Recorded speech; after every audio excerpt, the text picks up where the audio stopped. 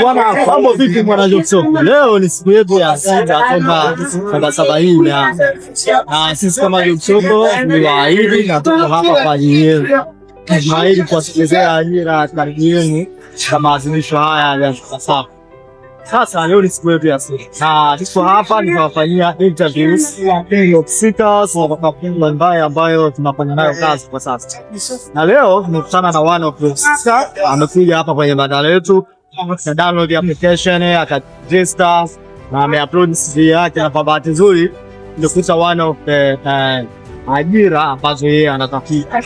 Sasa ningependa kwanza kabla sijaendelea ajitambulishe, yeye anaitwa nani, anakuja wapi na kwa sasa anajishughulisha na bwana.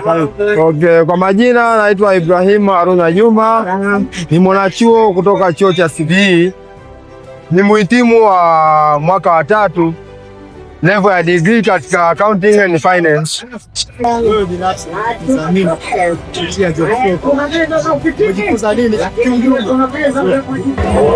Kama nilivyojitambulisha hapa mwanzoni bana, nimekuja hapa katika sikukuu ya maonyesho Sabasaba.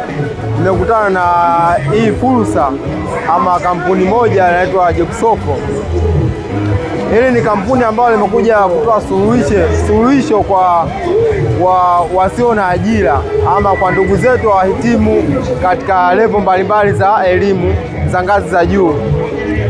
Nimekuja hapa, nimekutana na hii kampuni ambayo imerahisisha katika issue nzima ya upatikanaji wa ajira.